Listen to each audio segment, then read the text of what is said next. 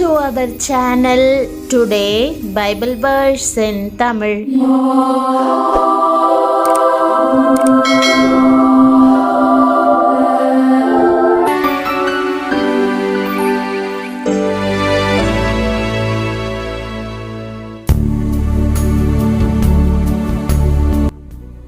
இன்றைய வசனம் சங்கீதம் 145:18.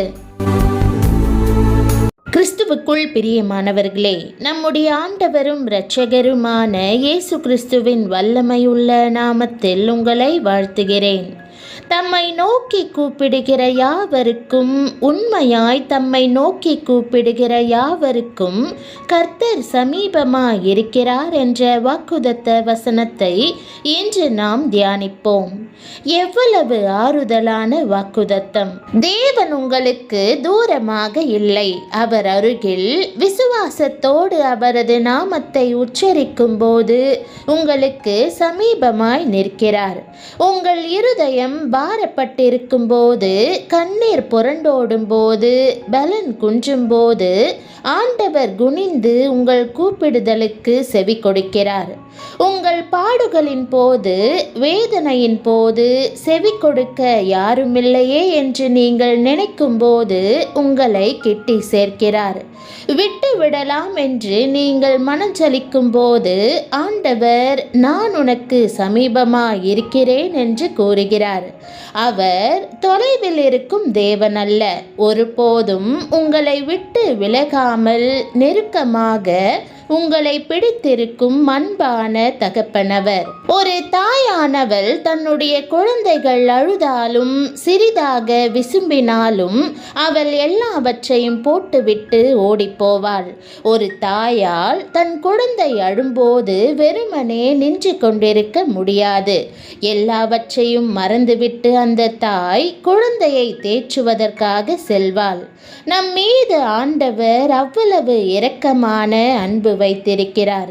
நீங்கள் அவரை நோக்கி கூப்பிடும் தருணத்தில் அவர் ஓடோடி வருகிறார். அவர் தாமதிக்க மாட்டார். அருகே வருகிறார், ஆறுதல் செய்கிறார், பதில் கொடுக்கிறார், சமாதானமும் அருளுகிறார். அநேகர் தங்களுக்கு ஏதாவது பிரச்சனை ஏற்பட்டால் வாசல் மூடப்பட்டிருப்பதாக தோன்றினால் மட்டுமே ஜெபிக்கின்றனர். ஆனால் தேவன் அவரோடு ஆழமான உறவில் வாழும்படி ஆபத்தில் மட்டுமல்ல, தினமும் உண்மையாகவும் ஊக்கமாகவும் தம்மை நோக்கி கூப்பிடும்படியும் அழைக்கிறார். அதுவே மெய்யான விசுவாச பயணமாக இருக்கிறது. வேதம் தேவனிடத்தில் சேருங்கள், அப்பொழுது அவர் உங்களிடத்தில் சேருவார் என்று கூறுகிறது.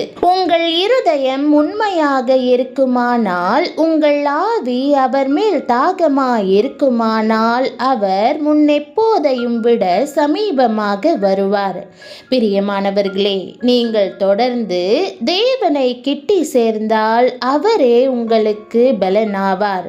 தானியேலுக்கு உபத்திரவம் நேர்ந்த போது மாத்திரமல்ல, தினசரி பழக்கமாக 3 வேளை ஜெபித்தான். கர்த்தரை அவன் ஆழமாக நேசித்ததால் அவரை தேடினான். சிங்கங்களின் கெபியிலும் தேவ பிரசன்னம் அவனை சூழ்ந்திருந்தது. தேவனுடன் நெருங்கி ஜீவிக்கிறவர்களின் ரகசியம் இதுவாகவே இருக்கிறது. அவர்கள் அவரது பிரசன்னத்தை, அவர் அருளும் பதில்களை, அவரது தயையை அனுதினமும் அனுபவிக்கிறார்கள். உண்மையாய் தம்மை நோக்கி கூப்பிடுகிற தம் பிள்ளைகளை நெருங்கி வர அவர் விரும்புகிறார். இன்றைக்கு உங்களை நெருங்கி வருவதற்கு ஆண்டவர் விரும்புகிறார். நீங்கள் தனியே இல்லை. உங்களால் அவரை காண முடியாவிட்டாலும் அவர் உங்களுக்கு அருகிலே இருக்கிறார்.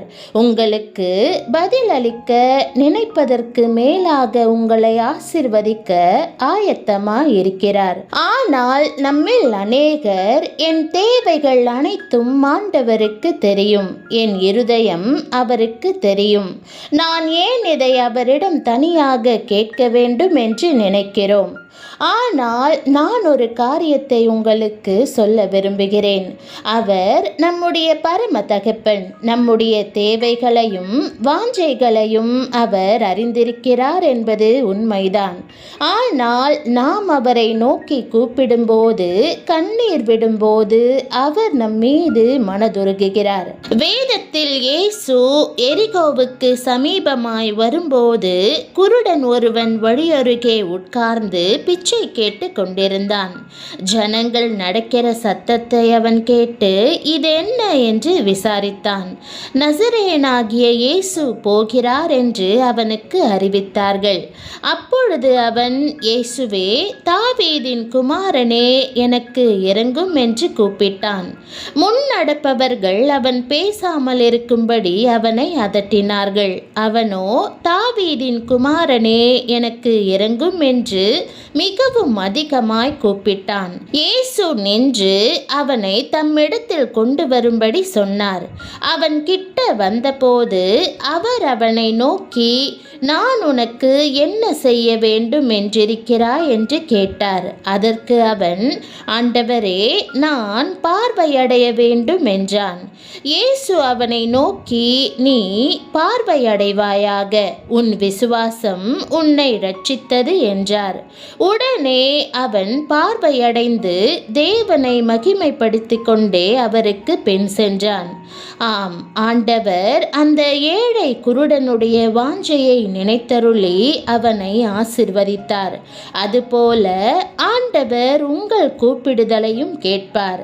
நீங்கள் அவரை நோக்கி கூப்பிட வேண்டும் என்று அவர் வாஞ்சையாய் இருக்கிறார்.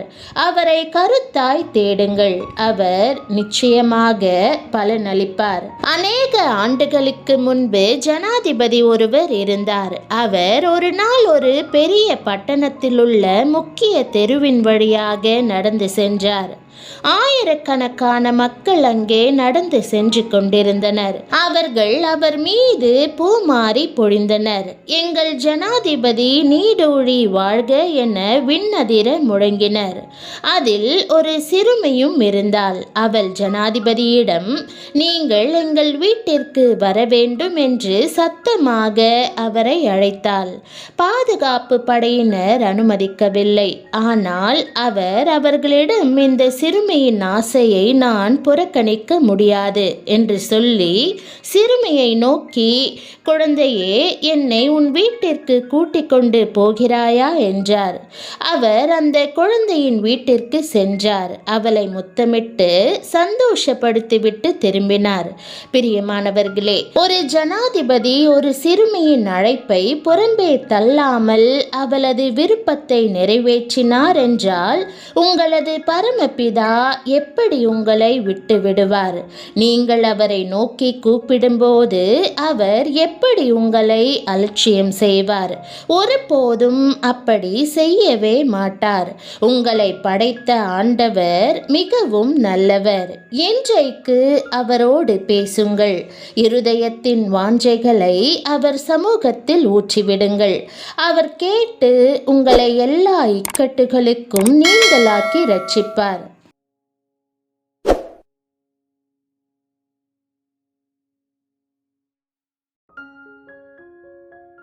ஜெபம். அன்பின் பரம தகப்பனே, எனக்கு சமீபமாக இருப்பதற்காக உமக்கு நன்றி செலுத்துகிறேன். என்னுடைய கூப்பிடுதலுக்கும் பெருமூச்சுக்கும் நீர் செவி கொடுப்பதற்காக நன்றி. நீர் என்னுடைய ஜெபங்களை கேட்கிற நல்ல ஆண்டவர். நீர் தூரமாக இல்லை, எனக்கு மிகவும் அருகில் இருக்கிறீர். நீர் என்னில் இருக்கிறீர். என் இருதயத்தின் வேண்டுதல்களை அறிந்திருக்கிறீர். அவைகளை அருளிச் செய்வீராக. என் வாழ்க்கையில் சந்தோஷம் நிரம்பி வழியே செய்வீராக. தினமும் உம்மேல் தாகமாயிருக்கும் இருதயத்தை எனக்கு தந்தருளும். உபத்திரவத்தின் போது மட்டுமல்ல, அன்பினால் உம்மை தேடுவதற்கு உதவி செய்யும். ஆண்டவரே, என்னை கிட்டிச் சேரும். ஒருபோதும் என்னை விட்டு விலகாதிரும். உம்முடைய பிரசன்னம் என் வீட்டையும் இருதயத்தையும் நிரப்பட்டும். வெளிப்படட்டும். நான் ஜெபித்து முடிப்பதற்கு முன்பாகவே பதில் அளித்தருளும். நான் உம்மில் நம்பிக்கையாயிருக்கிறபடியால் என் வாழ்வில் அற்புதங்களை செய்வீராக. இன்றைக்கு நான் நற்செய்திகளை கேட்க கிருபை செய்ய வேண்டும் என்று இயேசுவின் நாமத்தில் ஜெபிக்கிறேன் நல்ல பிதாவே, ஆமேன். தேவனுடைய நாமம் மகிமைப்படுவதாக. ஆமேன்.